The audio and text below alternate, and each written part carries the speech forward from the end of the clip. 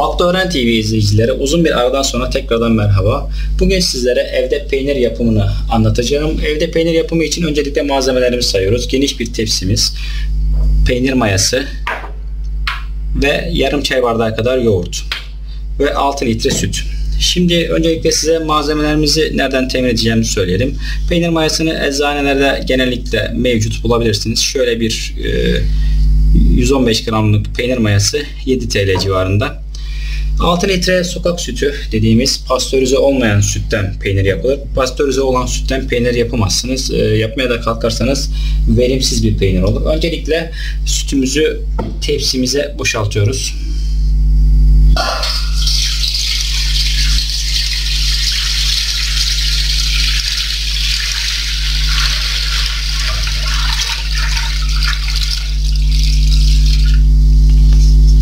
Daha sonra ise bu almış olduğunuz peynir mayasının kapağı ile yaklaşık 2,5 kapak dolusu peynir mayasını sütümüzün içerisine döküyoruz.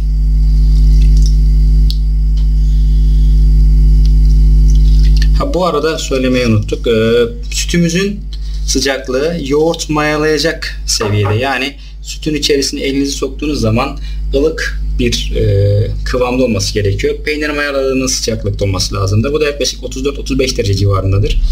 Bu sıcaklığa uygun olarak sütü mayalamanız lazım. Peynir mayalamanız lazım. Eğer mayalamaz iseniz peyniriniz iyi olmayacaktır. Sonra yoğurdumuzu ilave ediyoruz. Sonra hafiften karıştırıyoruz. Peynirimiz gördüğünüz gibi yavaş yavaş pıhtılaşmaya başladı. Bu pıhtılaşma sonucunda peynirimiz jöle kıvamına gelecektir. Ve jöle kıvamına geldiği zaman yüzeyinde sarı bir su birikir. Eğer sarı su çok fazla olursa peynirinizin verimi düşecektir. Yaklaşık 6-7 litre sütten yaklaşık 1 kilograma yakın peynir elde edersiniz. Peynirimizi daha sonra ise bir sonraki aşamada ise bu pişmemiş sokak sütümüzü nasıl pastörize edeceğimizi bir sonraki aşamada anlatacağız. Baktören TV izleyicileri, bundan yaklaşık 45 dakika önce peynirimizi mayalamıştık ve üzerine bu şekilde kapatmıştık. Şimdi kapağını açıyoruz. Peynirimizin mayalanmasını ve yüzeyinden sarı sular oluştuğunu gördük ve peynir artık süzmek için uygun kıvama gelmiştir. Peynirimizin şöyle olgunlaştığını göstermek için şöyle sizlere göstereyim. Şöyle bakın. Peynirimiz artık oldu. Sertleşmiş durumda ve jöle kıvamına geldi. Peynirimizi süzmek için şöyle bir beyaz bir torba ve içinde süzgeç olan bir süzekle birlikte peynirimizi süzeceğiz. Öncelikle şöyle bir karıştıralım. Peynirimizin kıvamının şöyle olduğunu görün.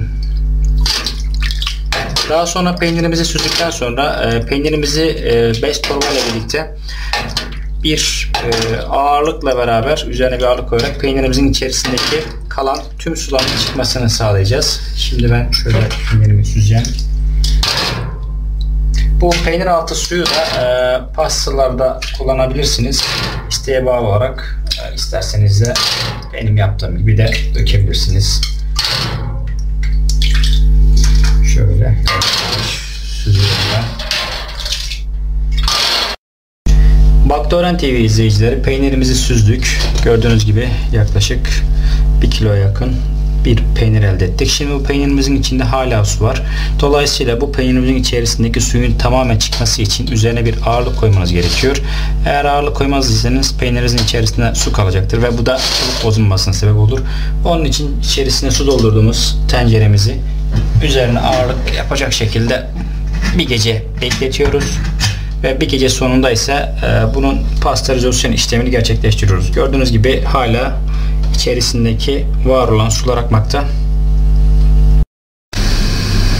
Baktören TV izleyicileri, peynirimizi mayaladık ve peynirimizin üzerine ağır bir taş koyduktan sonra şimdi peynirimizi pastörize ediyoruz. Çünkü peynirimiz çiğ sütten yaptığımız için pastörize etmez isek hayvanlarda bulunan Brusella denen bir hastalık bizlere geçebilir ve dolayısıyla peynirinizi pastörize etmeniz gerekiyor.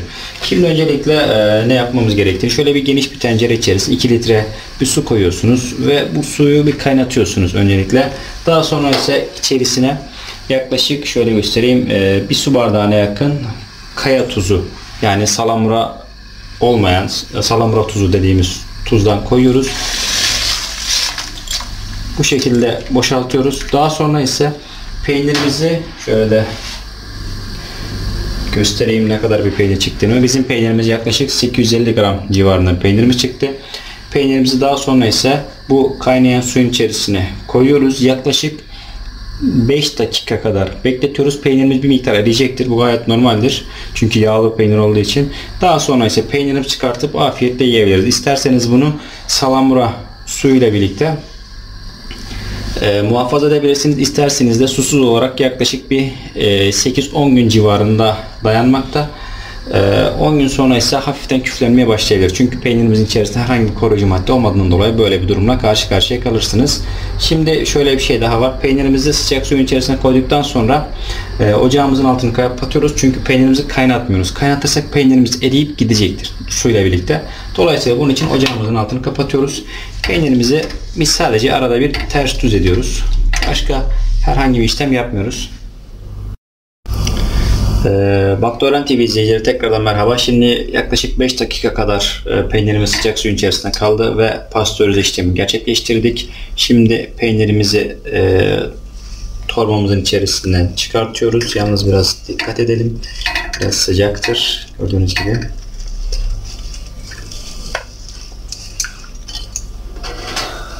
Şöyle.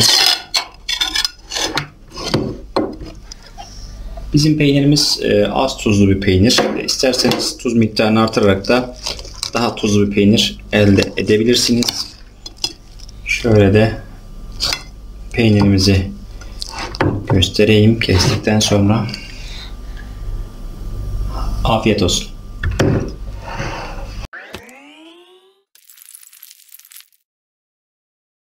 Baktören TV'cileri merhaba. Bugün sizlere yeni bir yöntemle peynir yapımını anlatacağım. Kanalımızda bir tane peynir yapım videosu var ve mayalı bir yöntemle yaptığımız bir peynir yapımıydı. Bu ise mayasız bir yöntemle yapacağımız peynir yapımıdır. Şimdi öncelikle bu peynir yapımına başlamadan önce malzemelerimizi bir sayalım. Yaklaşık şöyle 1 kilogram civarında yoğurt ve sokak sütü diye tabir ettiğimiz 5 litre pişmemiş çiğ süt. Şöyle geniş bir tencere ve şöyle özellikle pamuklu olmasına dikkat edeceğiniz bez bir torbaya ihtiyacınız var. Şimdi öncelikle sütümüzü tenceremize boşaltıyoruz. Şöyle göstereyim.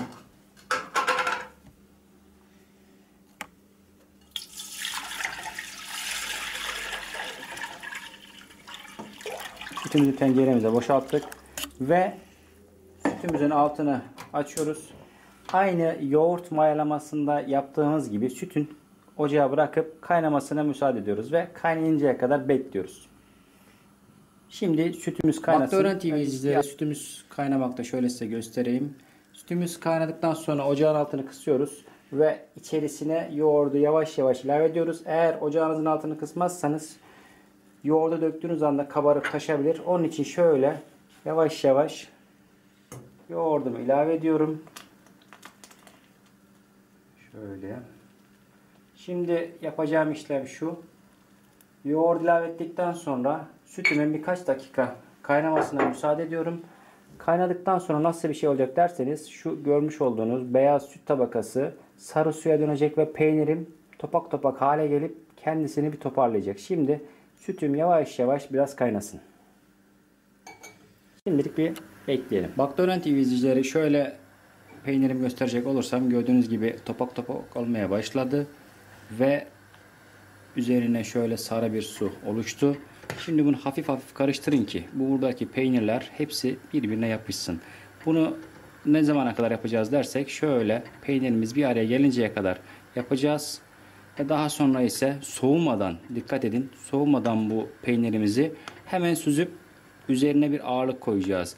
Eğer soğuduktan sonra torbada süzüp üzerine ağırlık koyarsanız bile peyniriniz lor gibi olacaktır ve dağılacaktır. Ama dediğim gibi sıcak bir şekilde süzerseniz ve üzerine ağırlık bırakırsanız peyniriniz birbirini toparlayacak ve taş gibi bir peynir ortaya çıkacaktır. Daha sonra ise bu yapmış olduğumuz peyniri salamura olarak uzun süre nasıl saklayacağımızı göstereceğiz. Videomuzun devamını mutlaka izleyin. Şöyle peynirimi gösterecek olursam gördüğünüz gibi epeyce bir toparladı. Ve sarı suyu şöyle bir ayrıştı. Şöyle gösterecek olursam biraz daha kameraya şöyle yaklaştırayım. Gördüğünüz gibi artık bu peynirimiz hazır olduğunun göstergesidir. Fazla kaynatmanın size hiçbir faydası olmayacaktır. Onu söyleyeyim peşinen. Ve peyniriniz dediğim gibi soğumadan süzmeniz gerekmekte ve üzerine ağırlık koymanız gerekmekte. Şimdi ben bu peynirim artık oldu ve ben bu peynirimi artık ocağımın altını kapatıyorum ve süzmeye bırakıyorum. Şu an peynirimizi süzmek için ocaktan indirdik ve peynirimizi şimdi şöyle bir süzgece koyup süzüyoruz. Peynirimizin peynir altı suyunu da değerlendireceğiz. Evde ekmek yapımı ile ilgili videomuz var. Oradaki videomuzda görmüş olduğunuz ekmek yapımı için bu peynir altı suyunu kullanabilirsiniz. Ve çok da lezzetli bir ekmek elde edersiniz. Bunu da size söyleyeyim. Şimdi ben bu peynirimi toparlayacağım. İnşallah elimi yakmadan. Şöyle. Çok da sıcak bu arada. Baktören TV izleyicileri, şu an peynirimi süzdük ve torbasına koyduk. Şöyle üzerine bir içine su doldurduğumuz tencereye bırakıyoruz. Ve peynirimizin suyunun sızmasını sağlıyoruz. Eğer bu işlemi yapmazsanız peyniriniz birbirini tutmayacaktır. Ve peyniriniz aynı çökelek kıvamında olacaktır ve dağılacaktır. Şimdi peynirimizi bir gece taşın altında bırakıp veya ağır bir şeyin altında bırakıp dinlenmeye bırakıyoruz. Yarınsa bunun salamura suyunu hazırlayacağız. Baktören TV izleyicileri, dün peynirimizi yapmıştık ve üzerine ağırlığımızı koyduk. Ve şimdi peynirimizi bir kontrol edelim. Bakalım peynirimiz nasıl olmuş. Şöyle üzerinden ağırlıkla alıyorum. Önce peynirimi bir sizler için tartayım ne kadar geldiğini. 5 kilogram sütten yapmış olduğumuz peynirimiz, şöyle gösterecek olursam, yaklaşık 1 kilo 50 gram civarında bir peynir elde ettik. Gördüğünüz gibi 5 kilogramlık sütten 1 kilogram civarında peynirimiz oldu. Şimdi peynirimizi şöyle sizlere bez torbanın içerisinden çıkartıp göstereyim nasıl olduğu konusunda. Şöyle yapacak olursam, şöyle bakın peynirim. Gördüğünüz gibi peynirim taş gibi ve gayet sert bir peynir oldu. Bu peynirin üzerindeki şu yeşillikler kafanızı bulandırmasın. Bu yeşillikler peynirimin yağlı bir peynir olduğunun göstergesidir. Şimdi bu peynirimi evde nasıl muhafaza edeceğimizi, yani salamura olarak nasıl saklayacağımızı anlatacağım. Baktören TV izleyicileri, yapmış olduğumuz mayasız peynirimizi şimdi salamura olarak nasıl muhafaza edeceğimizi bahsedeceğim. Öncelikle şöyle 2 litre kadar kaynamamış su ve şöyle göstereyim, bir çay bardağından biraz az turşuluk tuz dediğimiz salamura olmayan tuz. Bunu ocağa koyup kaynatacağız. Şöyle altını açalım. Ve bu suyumuz kaynayıp soğuduktan sonra bunları ayrı bir bidona koyacağız. Ve ondan sonra ise peynirimizi artık doğrayıp içerisine koyabiliriz. Bundan sonraki aşamada ise peynirimiz gayet uzun bir süre sağlıklı bir şekilde kalır. Yeni videolarla tekrar görüşmek üzere. Hoşçakalın.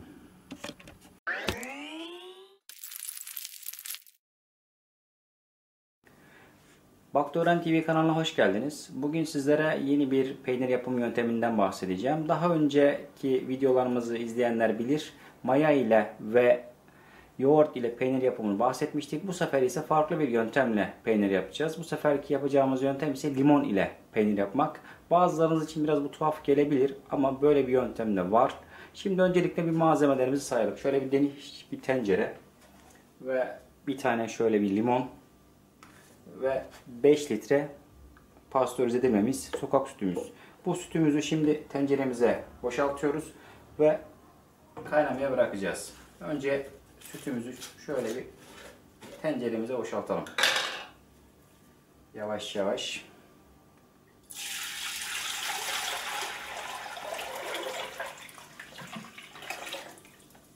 Sütümüzü tenceremize boşalttık. Şimdi ilk yapacağımız işlem, sütümüzü ocağa koyup sütümüzü kaynatmaya başlıyoruz. Bu arada sütümüzü ocağa koyduk. Kaynamaya başlayıncaya kadar biz de şu elimizdeki bir tane limonu keseceğiz ve suyunu çıkartacağız. Suyunu çıkartırken sadece şuna dikkat edin. Çekirdekleri suyuna karışmasın. Çünkü peynirimizin içerisine bunu dökeceğimiz için içerisinde çekirdek olması pek de hoşumuza gitmez. Onun için biz bir limonumuzu keselim. ve suyunu çıkartalım. Baktören TV izleyicileri, sütümüz kaynamaya başladı. Şöyle yavaş yavaş taşırmadan bir karıştırıyoruz. Şöyle yavaş yavaş. Yalnız bu arada ocağınızın altını kısmayı unutmayın, yoksa sütünüz taşacak ve peyniriniz daha az çıkacaktır. Bu arada limonumuzu sıktık ve yaklaşık yarım çay bardağının yarısı kadar limon suyu şöyle yavaş yavaş döküyorum ve bir taraftan da karıştırıyorum. Bu işlemi yaptıktan sonra peynirim yavaş yavaş pıhtılaşmaya başlayacak ve en sonunda peynirim tamamen pıhtı halini alacak ve sarı su dediğimiz o peynir altı suyu ortaya çıkıncaya kadar kaynatıyoruz. Daha sonra ise peynirimizi sıcak iken süzüyoruz ve daha sonra ise üzerine bir ağırlık koyup peynirimizin sıkılaşmasını bekliyoruz. Şimdi yavaş yavaş peynirin bir kaynamaya başlasın. Yavaş yavaş bir pıhtı atsın. Peynirimize limonu döktük ve gördüğünüz gibi peynirimiz, şöyle biraz kameraya yaklaştırayım. Şu şekilde bakarsanız peynirimiz ortaya çıktı ve sarı suyu da yavaş yavaş birbirinden ayrıldı. Bu ayrılma işlemi tamamen bitinceye kadar karıştırıyoruz ve daha sonra ise bunu sıcak iken süzeceğiz. 5 kilogramdan ne kadar peynir çıktığını ise ilerleyen dakikalarda sizlerle paylaşacağım. Arkadaşlar, şimdi peynirimiz gördüğünüz gibi tamamen birbirine ayrıştı. Şimdi ben bunu yavaş yavaş süzeceğim. Suyunu ise ekmek yapımında kullanacağım bu arada. Onu da sizlerle söylemiş olayım. Şimdi şöyle bir elime süzgeç alayım. Yavaş yavaş süzmeye başlayayım şöyle. Yalnız bunu süzerken biraz dikkatli olunuz. Sıcak olduğu için elinizi yakabilir. Şöyle.